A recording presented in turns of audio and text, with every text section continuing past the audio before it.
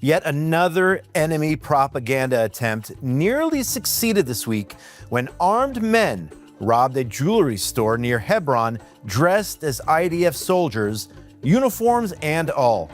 Within minutes, the Israel-hating machine was already pushing the story IDF troops rob Palestinian shopkeepers. The catch?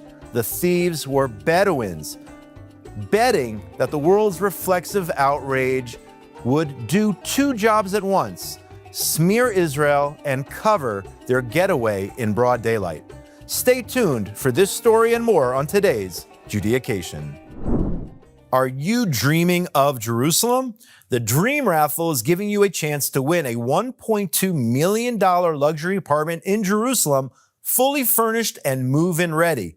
And this is important. If you purchase your tickets by February the 2nd, you'll be entered into our final bonus raffle for a $15,000 cash prize. Click the link below and get your tickets today. Israeli security forces on Tuesday arrested 3 armed Bedouin who impersonated IDF troops and robbed a jewelry store in Daharia, a PA town near Hebron in Judea. The Israel police said in a statement. They said that 3 M16 rifles and a handgun were seized after a swift and precise operation that led to the arrest. According to police, the suspects drove a car made to appear as a security vehicle, an IDF security vehicle, including emergency lights, while dressed in IDF uniforms and equipped with body armor, helmets, and firearms. At a certain point, the suspects forced their way into an Arab-owned jewelry store and robbed its contents. Immediately afterwards, they fled southward. As soon as the incident occurred, Israeli police, border police, and IDF troops launched intensive operational efforts to locate the suspects. So here you have Arabs robbing from other Arabs. Yes, there are different sects or clans, but what a brilliant idea to make it look like this was the IDF carrying out some kind of anti-terror raid. Now, let's say the criminals got away with it. It would then be very easy to splash the images around the world and claim that heavily armed soldiers or Jews stole from Arabs. And I wouldn't be surprised if the Israel haters already did that. And of course, here you have real IDF soldiers and Israeli police apprehending the Bedouin who carried out the robbery. Israelis swooping in and helping Arabs. Yet somehow, as we talked about last week, Israel is the apartheid regime, which discriminates against Arabs based on their ethnicity. Give me a break. Switching gears here, a big mazal tov. As reported by Arutz Sheva Israel National News, the new community of Rechavam was officially inaugurated last Sunday following a government decision to establish 22 new towns in Judea and Samaria. Located near Migdalim, Rechavam was launched in a festive ceremony attended by 10 pioneering families who were the first to settle the site. Also present were Samaria Governor Yossi Dagan and representatives of the Amanah movement, which partnered in advancing the project. The establishment of Rechavam marks another milestone in the initiative led by Dagan to bring 1 million new residents to Samaria. Developed over approximately a year and a half, with the support of professional planning teams, the initiative aims to expand construction, establish new communities, and strengthen the region's long-term future. A central goal of the plan is the creation of additional towns and communities throughout Samaria. The new community is named for the late Rechavam Ze'evi of blessed memory, an IDF general who founded the Moledet Party and was the Tourism minister in October 2001 when he himself was assassinated by Arab terrorists. This is great news. Building in Judea and Samaria should be a top priority for this government and all future governments in the state of Israel. This is the biblical heartland of the Jewish people. Israel should always build, never as a punishment for the behavior of hostile neighbors, rather because it's the right thing to do. This should be policy. Jews are from Judea. Building in these areas is the most natural thing to do in the world. Moving on here, Israel's Samaria military court decided on Wednesday to replace the judges overseeing the trial of the terrorist accused of killing 14-year-old Jewish teenager Benjamin Achaimer. A two-member panel of Israel Defense Forces lieutenant colonels authorized to impose the death penalty for the terrorist under military law. The accused, Ahmed Duabsha, was apprehended 10 days after he murdered Achamir, who went missing on April the 12th, 2024, while herding sheep at Gal Farm, located 17 miles northeast of Ramallah in Samaria. During initial questioning by security forces, Duabsha tied himself to the killing, according to the Israel Security Agency. Attorney Chaim Bleicher of the HUNTED organization, who represents the family, told Khan News that his group welcomes the decision of the president of the Samaria Military Court. He said this is the first step taken in the process of imposing the death penalty on despicable terrorists. Bringing the terrorist before a panel authorized to sentence him to death will contribute to deterrence against anyone contemplating carrying out similar acts of murder, said the attorney. Unfortunately, I don't think this terrorist will get the death penalty, although he should.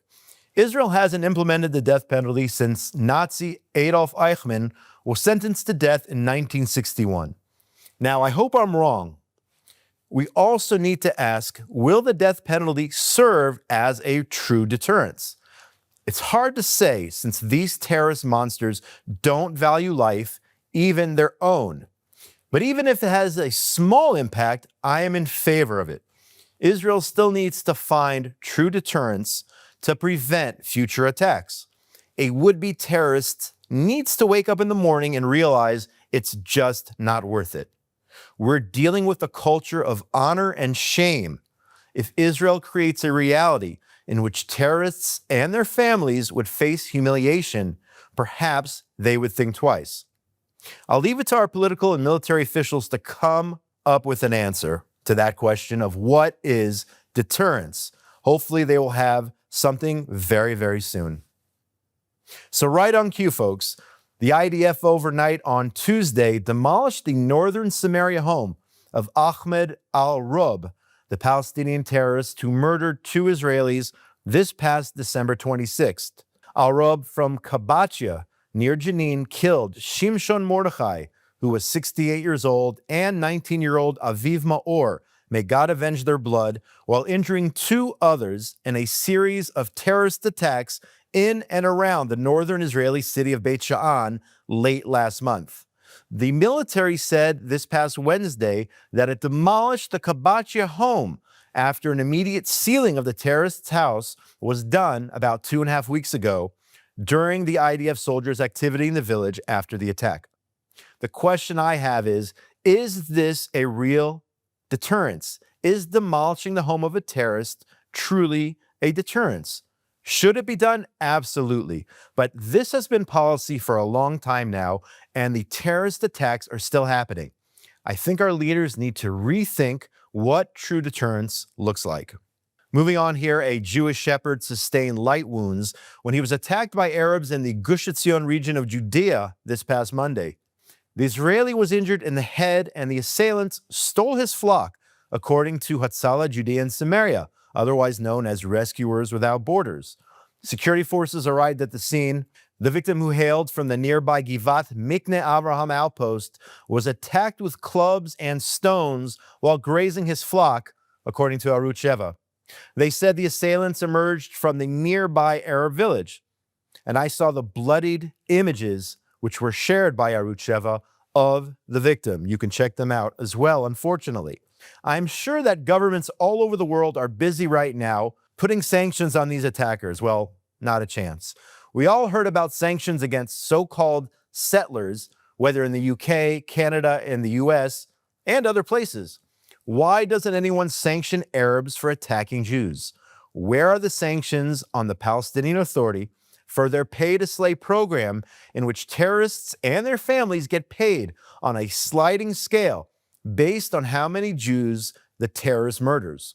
Where are the sanctions on the PA who operates an educational system which incites to violence? The hypocrisy here reeks. It's nothing new, but enough is enough.